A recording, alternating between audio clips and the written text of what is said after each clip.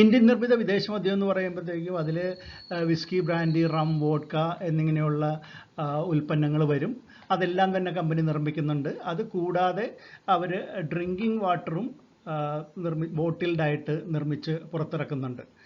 ഇവരുടെ ഏറ്റവും പ്രധാനപ്പെട്ട ബ്രാൻഡ് വിസ്കി ബ്രാൻഡിലുള്ള ഓഫീസേഴ്സ് ചോയ്സ് എന്നുള്ളതാണ്. 1988 ആ ബ്രാൻഡ്, പ്രീമിയം ബ്രാൻഡ് പുറത്തിറക്കുന്നത്.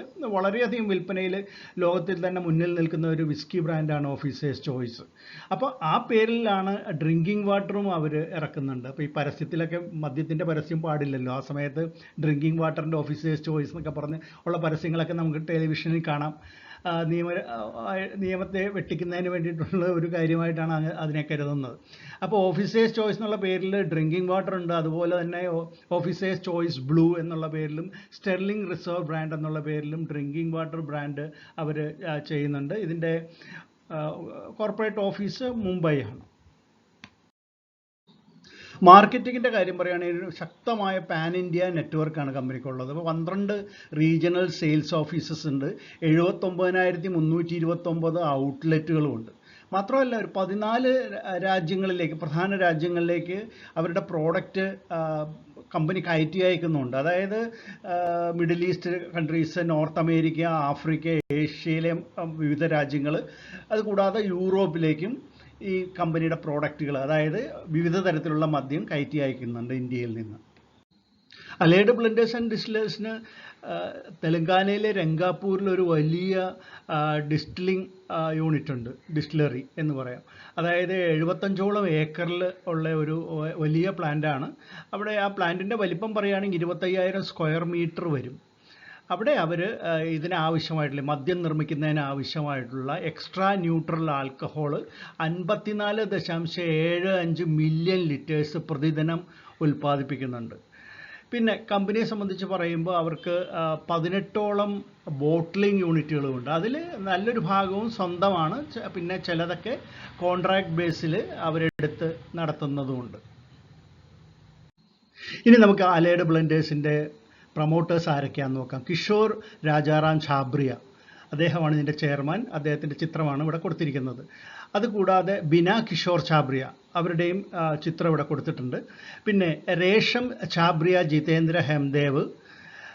ഇത് കൂടാതെ കോർപ്പറേറ്റ് അംഗങ്ങളായിട്ടുള്ള Bina Chhabria enterprises private limited, BKC enterprises private limited, Oriental Radios private limited, Officer's Choice Spirit private limited എന്നീ കോർപ്പറേറ്റ് അംഗങ്ങളും കൂടി ഇതിൻ്റെ പ്രൊമോട്ടേഴ്സായിട്ടുണ്ട്. ഇവരുടെ കൈവശം ടോട്ടൽ ഇഷ്യൂവിന് തൊട്ട് മുമ്പ് 96.21% ഓഹരികളും ഉണ്ട്.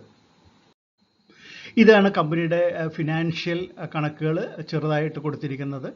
റവന്യൂ 6,397.81 2021, 22 7,208.17 കോടി.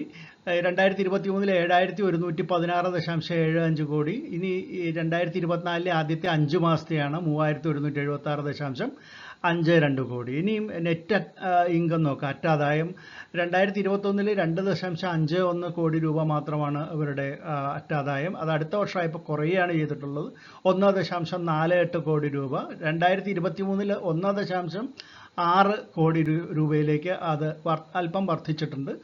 ആദ്യത്തെ 5 മാസം 2024 ധനകാര്യ വർഷത്തിൽ 2.85 എന്നും കാണിക്കുന്നുണ്ട്. അതായത് 2022 നിന്ന് 2023 വരുമ്പോഴത്തേക്ക് റവന്യൂയുടെ കാര്യത്തിൽ 1.27% ഇടിവാണ് കമ്പനിയുടെ കാര്യത്തിൽ സംഭവിച്ചിട്ടുള്ളത്. എന്നാൽ അറ്റാദായത്തിൻ്റെ കാര്യത്തിൽ 8.47% ഒരു ഉയർച്ചയും കാണുന്നുണ്ട്. ഇനി മറ്റ് ചില കീ പോയിന്റ്സുകൾ പരിശോധിക്കുകയാണ്. EPS 0.07 ആണ്. P റേഷ്യോ അവൈലബിൾ ആയിട്ടുണ്ടായിരുന്നില്ല. റിട്ടേൺ ഓൺ നെറ്റ്വർത്ത് 0.39% വരും. NAV 16.64 പെർ ഷെയറുമാണ്. ഇനി നമുക്ക് ലീഡ് മാനേജേഴ്സ് നോക്കാം. ICICI securities, Nuvama wealth management, ITI capital എന്നിങ്ങനെയാണ്. Registrar Link Intime. ഇതിൻ്റെ പിയർ കമ്പനികൾ നോക്കുകയാണെങ്കിൽ United Spirits, Radico Khaitan, Global Spirits ഇങ്ങനെയുള്ള കമ്പനികളാണ്. അതിൻ്റെ പിയർ കമ്പനികളായിട്ട് കാണുന്നത്. ഇനി ഈ ഇഷ്യൂ നടത്തുന്ന എന്തിനു വേണ്ടിയിട്ടാണ് എന്ന് നോക്കുകയാണെങ്കിൽ ഇവർ പ്രധാനമായിട്ടും ഇവരുടെ കടബാധ്യതകൾ കുറച്ചൊക്കെ കൊടുത്തു തീർക്കുന്നതിനാണ്. ഒരു പോർഷൻ കടബാധ്യതകൾ കൊടുത്തു തീർക്കണം. എന്തായാലും 808 കോടി രൂപയുടെ അടുത്തുണ്ട് കടബാധ്യതകൾ 2023 കണക്ക് പരിശോധിക്കുകയാണെങ്കിൽ. അതിൻ്റെ ഒരു പോർഷൻ ഇപ്പോൾ ഈ തുക വെച്ച് വീട്ടാനായിട്ട് കമ്പനി ഉദ്ദേശിക്കുന്നുണ്ട്. അത് കൂടാതെ ഈ കോർപ്പറേറ്റ് ആവശ്യങ്ങൾക്കും വേണ്ടിയും ഉപയോഗിക്കുമെന്നാണ് അവരുടെ പ്രോസ്പെക്ടസിൽ പറഞ്ഞിട്ടുള്ളത്. ഇനി IPO ഡീറ്റെയിൽസ് ഒറ്റനോട്ടത്തിൽ നമുക്കൊന്ന് പരിശോധിക്കാം. ഇത് ഓപ്പൺ ആവുന്നത് ജൂൺ 25-ാം തീയതിയാണ്. 27-ാം തീയതി വരെ നീണ്ടു നിൽക്കും. ഇതിൻ്റെ പ്രൈസ് 267 രൂപ മുതൽ 281 രൂപ വരെയാണ്. ഇതിലെടുത്തു പറയേണ്ട കാര്യം ഇവരുടെ എംപ്ലോയീസിന്, ഈ കമ്പനിയിൽ ജോലി ചെയ്യുന്ന എംപ്ലോയീസിന് ഒരു ഷെയറിന് 26 രൂപ ഡിസ്കൗണ്ട് ഉണ്ട്. അത് എംപ്ലോയീസിന് മാത്രമേ ഉള്ളൂ. ഫ്രഷ് ഓഹരികളുടെ വിൽപ്പനയാണ്. ഫ്രഷ് ഓഹരികൾ 1000 കോടി രൂപയ്ക്കുള്ളതുണ്ട്. ഇനി ഓഫർ ഫോർ സെയിൽ 500 കോടി രൂപയ്ക്കുള്ളതോ. അങ്ങനെയാണ് ഇതിൻ്റെ ടോട്ടൽ ഇഷ്യൂ സൈസ് 1500 കോടി രൂപ എന്ന് വരുന്നത്. ഇത് മിനിമം അപ്ലൈ ചെയ്യേണ്ടത് ഒരു റീറ്റെയിലറെ സംബന്ധിച്ച് 53 ഓഹരികളാണ്. അങ്ങനെ 13 ലോട്ട് വരെ അപ്ലൈ ചെയ്യാവുന്നതാണ്. 14 മുതൽ 67 ലോട്ട് വരെ HNI കാറ്റഗറിയിൽ അപ്ലൈ ചെയ്യുന്നവർക്ക് അപ്ലൈ ചെയ്യാവുന്നതാണ്. ഫേസ് വാല്യൂ വെറും 2 രൂപ മാത്രമാണ്. ഇതിൻ്റെ റീറ്റെയിലേഴ്സിന് കിട്ടുന്ന അലോക്കേഷൻ 35% ഉണ്ട്. ജൂൺ 28-ാം തീയതി ആയിരിക്കും ഇതിൻ്റെ അലോട്ട്മെൻറ്റ് വരുന്നത് എന്ന് പ്രതീക്ഷിക്കപ്പെടുന്നു. NSEയിലും BSEയിലും ഇത് ലിസ്റ്റ് ചെയ്യും. അത് ജൂലൈ 2-ാം തീയതി ആയിരിക്കും ലിസ്റ്റിംഗ് വരിക എന്ന് പ്രതീക്ഷിക്കപ്പെടുന്നുണ്ട്. ഇനി ഇത് വാങ്ങണോ വേണ്ടയോ എന്ന് ആഗ്രഹിക്കുന്നവരോട് പറയാനുള്ളത്, ഇത് കഴിഞ്ഞതിന് മുമ്പത്തെ വർഷം, അതായത് 2022-ൽ 2000 കോടിയുടെ ഇഷ്യൂ ആയിട്ട് ഇവർ പ്ലാൻ ചെയ്ത് വന്നതാണ്. എന്തുകൊണ്ടോ അത് മാർക്കറ്റ് കണ്ടീഷൻ മോശമായതുകൊണ്ട് മാറ്റിവെക്കുകയായിരുന്നു. ഇപ്പോൾ മാർക്കറ്റിൽ ഏകദേശം 9% സെയിൽസ് റവന്യൂ ഉള്ള മാർക്കറ്റ് ഷെയർ ഉള്ള ഒരു കമ്പനിയാണിത്. എങ്കിൽ പോലും നമ്മൾ അറിയേണ്ട, മദ്യം വളരെയധികം ഡിമാൻഡുള്ള ഒരു വസ്തുവാണെന്നുള്ളത് അറിയാം. അതുകൊണ്ട് തന്നെ ഒരു മദ്യനിർമ്മാണ കമ്പനിയുടെ ഓഹരികൾ വാങ്ങാൻ എല്ലാവർക്കും പെട്ടെന്നൊരു താല്പര്യം കൂടുതൽ കാണാൻ സാധിക്കും. പക്ഷേ ഒരു കാര്യം അറിയേണ്ടത്, policy towards the industry, government policy towards the industry എന്നുള്ള കാര്യം നമ്മൾ പ്രത്യേകം ശ്രദ്ധിക്കണം. അത് വളരെ നെഗറ്റീവാണ്. ഗവൺമെൻറ്റുകൾ ഇവരെ അധികം പ്രോത്സാഹിപ്പിക്കുന്നില്ല. വലിയ ടാക്സേഷൻ കൊണ്ട് വീർപ്പ് മുട്ടിക്കുന്ന ഒരു അവസ്ഥയുണ്ട് എന്ന് ഇന്ത്യയിൽ പ്രത്യേകിച്ചും എന്നുള്ള കാര്യം നമ്മൾ ഓർത്തിരിക്കേണ്ടതാണ്. അതുകൊണ്ട് തന്നെ ഈ ഓഹരികൾ വാങ്ങാനായിട്ട് ആഗ്രഹിക്കുന്നവർ ആ ഒരു കാര്യം ശ്രദ്ധിക്കണം. എന്നാൽ ലോങ് ടൈം ഇൻവെസ്റ്റേഴ്സിന്, ഫണ്ടിന് ഇപ്പോൾ കയ്യിൽ കുഴപ്പമില്ലാതെ ഫണ്ടുള്ളവർക്ക് ഇതിൽ അപ്ലൈ ചെയ്ത് കാത്തിരിക്കുന്നതിന് കുഴപ്പമില്ല. പക്ഷേ ഷോർട്ട് ടൈംകാർ വളരെ സൂക്ഷിച്ച് മാത്രമേ അപ്ലൈ ചെയ്യാവൂ എന്നാണ് വ്യക്തിപരമായിട്ടുള്ള എൻ്റെ അഭിപ്രായം.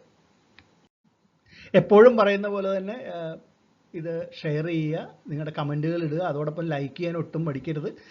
വീഡിയോ എല്ലാ രീതിയിലും നിങ്ങൾ എൻകറേജ് ചെയ്യുക. അടുത്ത IPO വീഡിയോയുമായിട്ട് നമ്മൾ ഉടൻ തന്നെ വീണ്ടും കാണും. അതുവരെ നന്ദി, നമസ്കാരം, ബൈ.